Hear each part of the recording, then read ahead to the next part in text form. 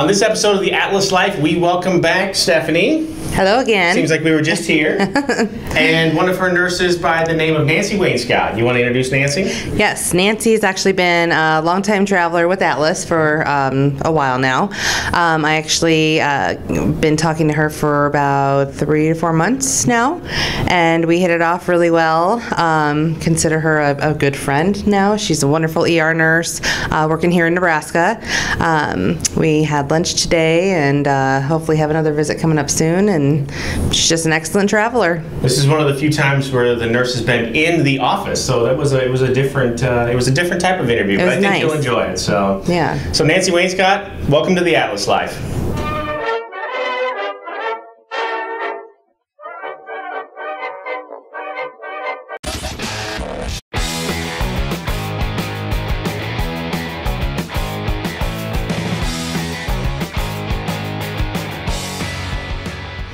So Nancy, thanks for stopping by. I think this is the first one of the Atlas Life that we've done here in the office rather than through the internet. So cool. So thanks for stopping by. Thank you. So tell me a little bit about yourself, how you started traveling, and then how you ended up here with us.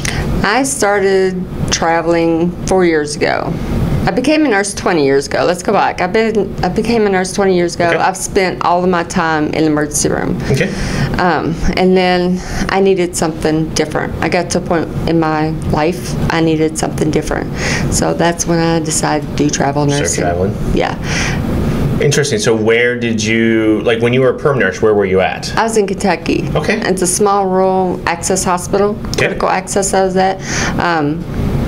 Back when I very first started, I worked there as a nurse's aide, and we ran the ER. So that's been 30 years ago. I'm telling my age here, but that was like 30 years ago.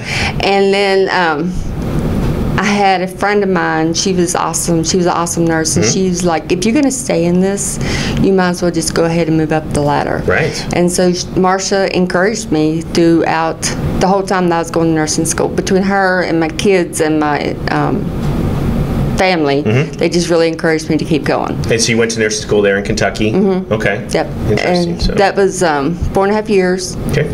My kids were like really busy in activities, but we made it through, You made it work though. Yeah, we did. We made it work. I mean, there was they had a lot of stuff they had to do, so I could do what I had to do, and it was like a big team working together. So, and awesome. that got me through. They were my rock. My kids are my rocks. And where are they now then? They're all in Kentucky. They're still in Kentucky? Yes. Are any of them college basketball fans? Because when you say Kentucky... Yes, the whole family is. I mean, like, we go to the, I don't know if you've heard of, like, the Midnight Madness camp out. Oh, yeah. For their tickets. We go there every year. I've missed the past 4 years, but we go there every year, and we camp out for the tickets for Midnight Madness. Awesome. And we've done that, I don't know, for 10 years probably.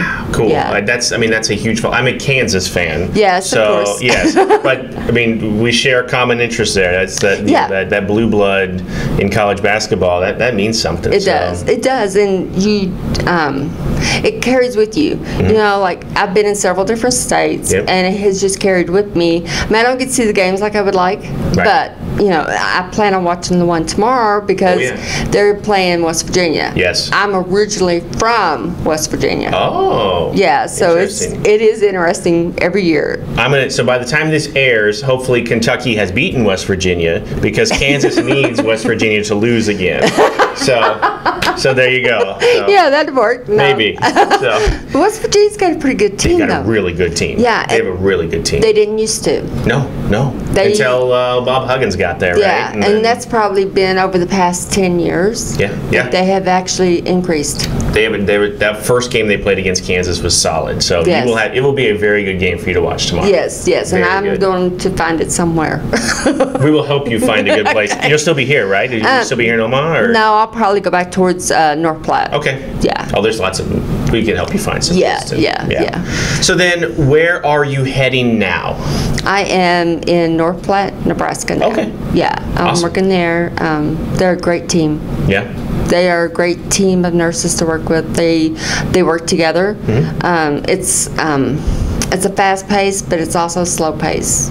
So usually around midnight. It kind of simmers down. But when it gets busy, everybody works together, you know. Excellent. It's a really good team. Yeah. I worked there before, a year and a half ago, and I was there for almost a whole year. Yeah. And they were awesome then. So that has not really changed any. They've been a really good group. Good. Now, did you ask to go back, or did they ask you to come back? It was kind of a little bit both. Oh, okay. Stephanie had seen where they had an opening, and I was like, submit me. And that was it. I mean, within probably an hour and a half, the contract was submitted in radio. And signed in radio. Yeah. So they remembered you and come on back. Well, they had actually wanted me to come there full time. Oh. Yeah. Awesome. Most places that I have worked at usually ask for me to stay full time. That is definitely a good sign. Yeah. That is a really good sign. And I'm a very independent person. I go in, I do my job. My patients are I've always said this, my patients are my paycheck. They sign it. I don't care, you know, how you want to look at it, they sign my paycheck. And so giving them top care is all I really care about, you know. Yes, North Platte's a good team to work with. Yes, you know, Mexico, Missouri had a good team that I worked with. Every facility has had a good nursing team. Yep. But my job is to go in, take care of my patients, and come back out, and know that I took care of them. That is a great attitude to have. In fact, so I'll get to a question later, and I have a feeling that will probably be your answer to that, because that seems to run common through the answers to that question. Yes. So then, what is, through all of this, like, what's the best part of being a travel nurse? What's the toughest part? The best part is I get to see different things. I mean, like, in St. Louis, we went to one of the beer breweries there. Budweiser? Did you go to Budweiser? Yes. Yeah. I've done that tour. It's fun. Yes, and you know, I got to see that, and then in North Carolina, I went. I can't think of the name of it now. Parasailing. I went parasailing. Loved it. Never done it before in my life. Wow. Loved it. I got to see Myrtle Beach. I got to see Surf City. Yep. I'm an ocean buff. I love the ocean. So being, you know, kind of like away from it is like, I want to go back, but then again, it's like, no, I need to see other parts. Yeah. In Nebraska, I've got to see parts of Omaha, because I was here for a while. I got to see parts of Omaha, downtown, the historical parts. And then I've seen the Buffalo Bill. Yep, out there in North Platte. Where, yes. As you drive back, you'll see the that big archway there. Yes, and so we've been there. I've been to the archway, and it's really neat. If nobody's ever been there, they should really go to that. It's really cool. nice. Oh, you can't miss it as you're driving. Through the state, like you can't miss it. No, you can't miss it, because the first time I was there, I was like, oh, what is that? You know, and then it's like, after I realized what it was, it's like, okay, before I go on to another assignment, I need to go check it out. You need to go. Yeah, yeah. So, you know, it's seeing all the different historical marks and stuff. I really like to do that. The worst part is being away from the kids and grandkids. Yeah. You know, I have 4 kids who are awesome. They have been so supportive. They are very amazing to have. And I have 15 grandkids to go along. Wow. And, you know, they're like, Nana, when are you coming home? Nana, you know, Nana, can we do this when you come home? So now it's not like, when are you coming home? It's like, can we go do this when you come home? Right. So they're adjusting to it. Good. Yeah. 15 grandkids. Congratulations. Thank That's you. fantastic. I had 3 boys and a girl. Yep. And they gave me 11 granddaughters and 10 granddaughters and 5 grandsons. Nice. And I'm like, how did that even work out that way? Right. I figured I'd have more boys, but no. Yeah. Yeah. We actually just had that conversation not too long ago with families that have like all girls or all boys. Yeah. Then generally the kids then have the exact opposite. Yes. Right? Yes. Yeah. Yeah. So it's weird how that works. The grandkids have been amazing also. I mean, like, I miss out on a lot of their activities, but at the same time, the kids will video it and send it to me, or we'll do Facebook chat. I have one, me and her, before she can even talk to me actually on Facebook, she has to read to me.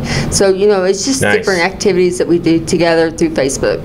That's really cool. So that's interesting, using Facebook for that. I guess I would never have thought that. Like, when you say FaceTime or, like Google Hangouts and places, things like that. But that's interesting. So I learned something new. Yeah. So as you're out there on the road, this is one thing I like to do a lot, and I'm sure you've had your experiences. Like, what's the best food that you've had? Like, what's North Carolina, Kentucky, Nebraska? We've got some decent places here. Like, what's the absolute best? Here in Nebraska, I would have to. They're all good. I could eat anything. I guess what I eat the most here in Nebraska, as much as I hate to admit this, is a lot of chicken. And I usually go to, not Kentucky Fried Chicken, Popeyes. Popeyes. Oh, yeah. And Raising Cane, them two. That is a great place. Yeah. Yes. My son loves that place. Yeah, so that's probably the two most places that I go to here in Nebraska. I never really in Kentucky had Red Lobster. I went there one time, so we've had a lot of Red Lobster here too. Okay. So them kind of things, is... There is a legit Mexican restaurant in North Platte called Three Margaritas. That it's fantastic. I've eaten there a number of times. You should try it. It's fantastic. Okay, yeah, I'll put that on my list to try. Because if you like Mexican food, I do. I'm such a variety. I didn't used to be. I used to be like, if I go somewhere, I'm a creature of habit. Yeah. If I go somewhere, that's what I eat. But now, since I do travel, if I see somewhere I haven't eaten before, I stop. Try it. Yes. It's like, and I've done that a lot in North Carolina. Especially, there was like, they'd had these roadside fish places, and I would stop and try theirs. Oh, I bet that was great. It was, and it was different, and it was fun. Yep. There was like a place I stayed at in North Carolina. There was like, I don't know, you go about a mile down the road, and there was this, it was like a bar restaurant, and they had the best catfish. And I was like, okay, I'll be coming back here. And the best, like they had really good food. Nice. So, and I was like, okay, this will be one of my hangouts here, is just to go and eat. And it wasn't busy, but it was a new place too. Different. Yeah. So and I'm not like a busy person. I'm hungry already. So. Yeah, I know. I know.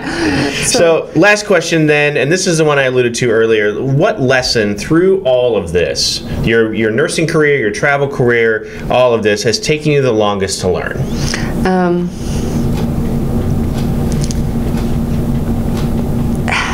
The longest to learn, I'm trying to think. Patience. Having patience with myself. Through everything that I have been through, it's just mostly having patience. Just having patience with myself, because I want something now. Right. I don't want to wait. I don't want to save up to get it on down the road. When I see something, I want it now. Yep. So that's been one of the biggest things I've learned, is to have patience, even with driving. Because, being a travel nurse, you drive all the time. I don't fly, I drive. And that's because I have my dogs.